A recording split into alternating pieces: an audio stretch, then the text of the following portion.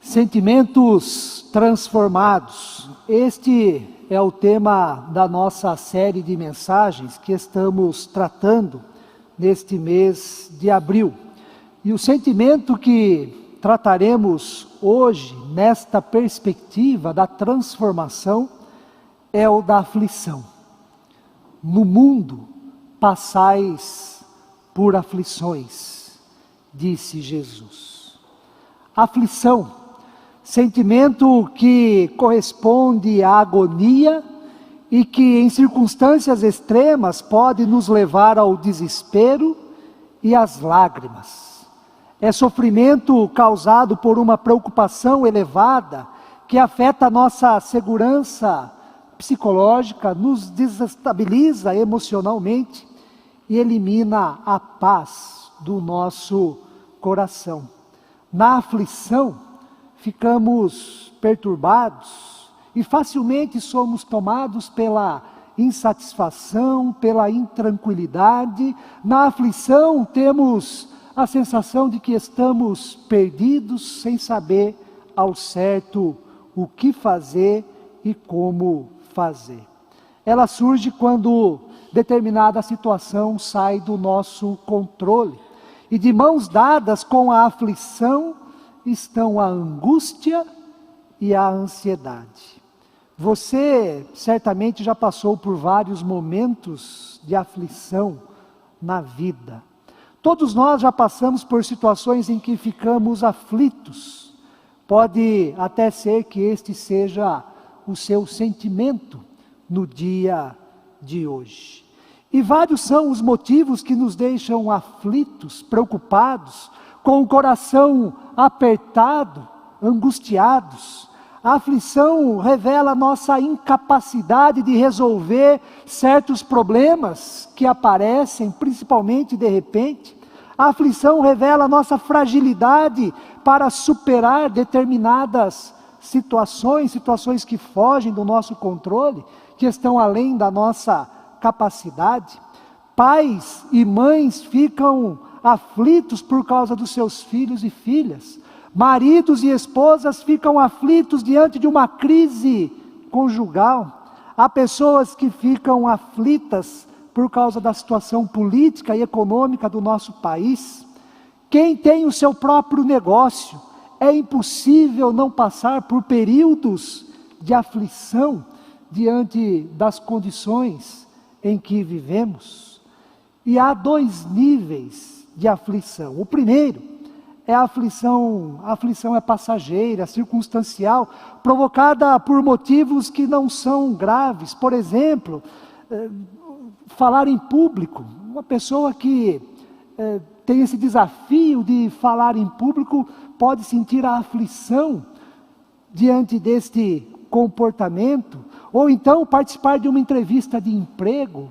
Certamente, desejando o emprego, ficamos aflitos nesta condição. Ou então, estar atrasado para um compromisso. Ficar atrasado, chegar atrasado a uma reunião, é um momento de aflição, tendo em vista o compromisso que nós assumimos. O segundo nível de aflição é por motivos mais sérios, graves, em que a nossa vida ou a vida de pessoas que amamos está em perigo, em que o nosso futuro e bem-estar estão ameaçados, motivos caracterizados pelas graves enfermidades, ou então pelas perdas, sejam elas humanas ou então materiais. Jesus foi muito realista em relação à nossa vida, ao dizer para os seus discípulos: no mundo passais por aflições. Ele sabe muito bem o que é e o que acontece quando estamos aflitos. Seja qual for a circunstância, Ele sabe a sua aflição como mãe, a sua aflição como pai, como jovem, como adolescente. Sabe a aflição da criança, a aflição da vida em sociedade, de viver num país injusto, ou então num país em guerra, um país desigual.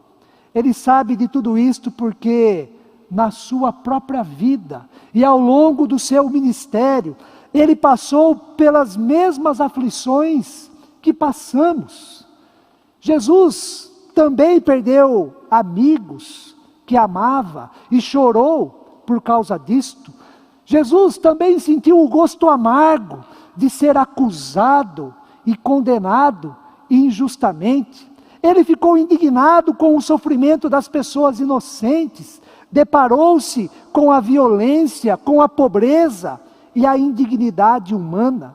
No Getsêmani, ele ficou angustiado, aflito pelo cálice que teria que beber, e o sofrimento na cruz foi o ponto alto da aflição de Jesus, experimentando até mesmo o sentimento do total abandono de Deus.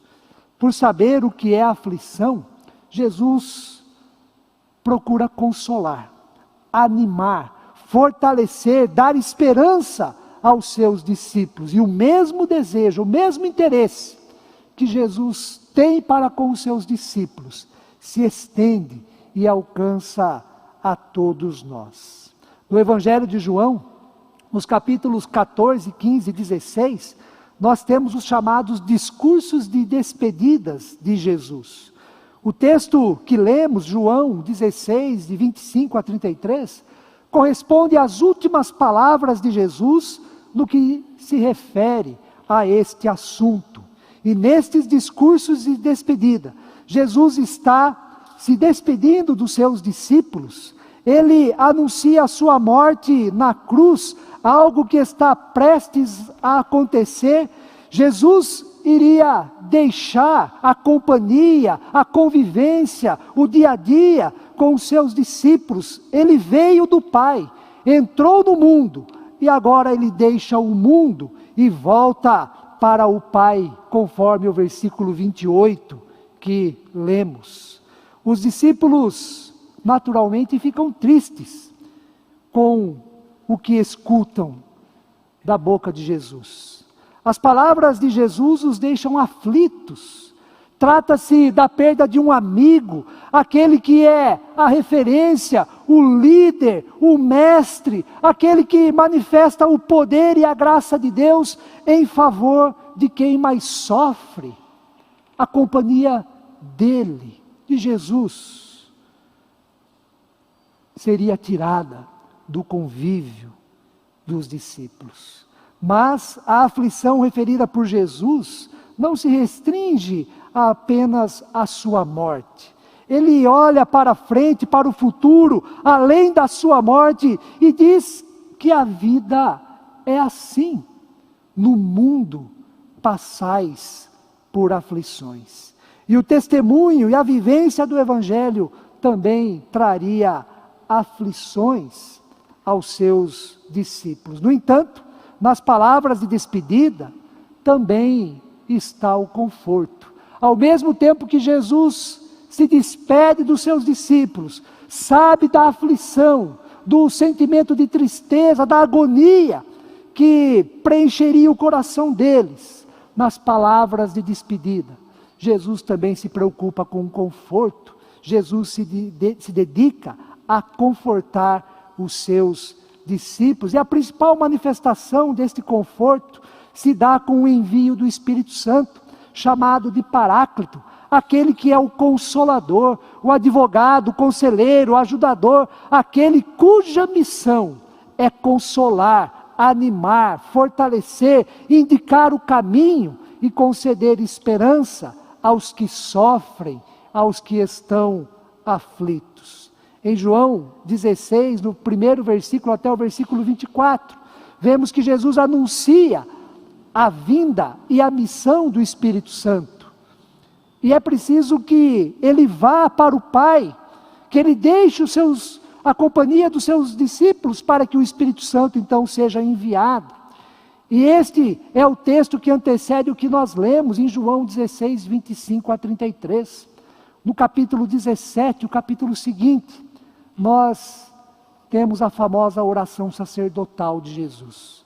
Oração esta extremamente confortadora no que diz respeito a todos nós. O capítulo 16 de João termina com as palavras de conforto, as últimas palavras de Jesus, ao se despedir dos seus discípulos, são palavras de conforto. Estas coisas vos tenho dito, para que tenhais paz em mim. No mundo passais por aflições, mas tende bom ânimo, eu venci o mundo. Estas palavras de Jesus nos ajudam, são oportunas em todas as situações de aflição que passamos. Vemos que, em primeiro lugar, Jesus fala da paz. Estas coisas vos tenho dito para que tenhais paz em mim. Nas aflições, a paz de Cristo. Nas aflições, a paz que vem do alto. Nas aflições, devemos orar e pedir a Deus que nos dê a paz de Cristo Jesus. Esta paz é especial, esta paz é diferente, conforme João 14, 27, ainda no contexto da despedida, Jesus diz que a sua paz é a paz que o mundo não pode dar, ou seja, é a paz que não vem da segurança das riquezas, dos recursos materiais e nem das pessoas, mas é a paz que excede a todo entendimento, segundo o apóstolo Paulo. É a paz que vem da onde nós não sabemos, de como ela se faz presente, porque ela vem da ação de Deus, ela vem da misericórdia de Deus em nossos momentos de aflição. É a paz que vem de Deus ao nosso coração. E esta paz é correspondente à fé, a nossa confiança de que, apesar dos acontecimentos desagradáveis e ruins acontecerem e nos deixarem aflitos, a vontade, os desígnios de Deus serão perfeitamente cumpridos em nós. Não há fracasso em Cristo. Nós podemos fracassar, mas Deus não fracassa. Nós podemos desanimar, mas Deus não desanima. Nós podemos fraquejar, mas Deus não fraqueja. Nós podemos até sentir que estamos sozinhos, mas Deus nunca nos abandona, independente da intensidade da nossa aflição. A vontade de Deus não é que vivamos aflitos. O objetivo divino é a paz de Cristo em nosso coração e não a aflição. É difícil passar pela aflição, estar aflito, mas ela será vencida pela paz que vem do alto, e isto é promessa de Deus, é a vontade de Deus para todos nós. O objetivo da ação de Deus em nós é nos transformar dia a dia, segundo a imagem do seu Filho Jesus Cristo. E se esta é a vontade de Deus, esta é a ação de Deus em nós, então nós podemos descansar e receber a paz que vem dele. A aflição não durará para sempre. Nós teremos aflições, passamos por aflições, e neste momento, neste contexto, devemos orar, pedir e ter a fé de que Deus nos abençoará com a paz do seu Filho Cristo Jesus. Em segundo lugar, Jesus procura confortar e fortalecer os seus discípulos com a mensagem: no mundo passais por aflições, mas tende bom ânimo, eu venci o mundo. Apesar da tristeza, do choro, do lamento provocados pela aflição, devemos ter bom ânimo, segundo Jesus. Na prática, isto significa buscar ajuda, apoio e conforto em quem de fato pode nos ajudar: Deus. O bom ânimo dito por Jesus não vem de nós mesmos, mas do próprio Deus. Bom ânimo é a ação divina que nos encoraja, que nos motiva, que nos dá confiança e que nos fortalece para passar e enfrentar as nossas aflições. Jesus dá a razão principal, o motivo do bom ânimo em meio às aflições. Ele diz: tende bom ânimo, eu venci o mundo. Jesus venceu o mundo. Vencer o mundo significa não ser vencido pelo mundo, mas ser vitorioso e não ser derrotado. As aflições podem necessariamente nos acompanhar, mas não podem nos derrotar finalmente. Elas podem nos travar e nos atrapalhar temporariamente. Chegam a nos preocupar por algum tempo, mas a aflição não será eterna, mas não eternamente. A vitória de Cristo é a nossa vitória. Ele venceu o mundo, não os seus discípulos e muito menos nós. E porque Ele venceu, porque Ele é vitorioso, nós também somos vencedores em Cristo Jesus. Vencer o mundo significa que Ele venceu tudo aquilo que é ruim, injusto, mal, trágico. Venceu tudo o que é contra a vontade de Deus, o que nós chamamos de pecado e impossibilita o nosso crescimento. Vencer o mundo significa que Ele venceu tudo o que é diabólico, tudo o que é demoníaco, ou seja, todos os inimigos de Deus que atrapalham a nossa vida. Vencer o mundo significa que Jesus venceu a morte. Se somos afligidos por alguma enfermidade e acontecer o pior, a morte, Jesus assumiu e venceu as nossas dores, as nossas enfermidades, Ele levou sobre si e se tornou vitorioso para nos conceder a paz e a vida eterna. É deste modo que Jesus inicia o seu conforto, as suas palavras de despedida e ao mesmo tempo acompanhada do conforto do capítulo 14 do Evangelho de João. Não se turbe, não se turbe, não seja tão preocupado, não se desespere, não se turbe o vosso coração. Credes em Deus, crede também em mim. Na casa de meu Pai há muitas moradas.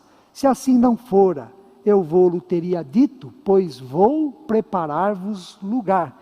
E quando eu for e vos preparar lugar, voltarei e vos recebereis para mim mesmo, para que onde eu estou, estejais vós também.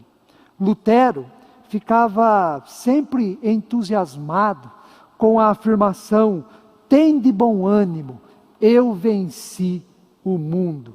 E ele chegou a escrever para o seu amigo Melancton o seguinte: uma declaração como essa é digna de ser levada de Roma a Jerusalém sobre os joelhos. Para concluir, irmãos e irmãs, em meio à tristeza, à dor e ao desespero causados pela aflição, que possamos ter a paz de Cristo para nos sustentar e para nos confortar. E esta paz não deve, na verdade, nós não sabemos explicar, mas deve ser sentida como bênção de Deus, como dádiva de Deus, como a manifestação da vontade de Deus em todos nós.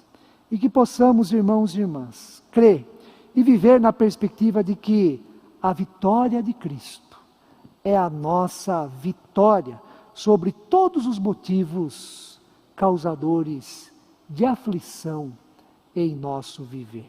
Que assim o nosso bom Deus nos abençoe. Amém.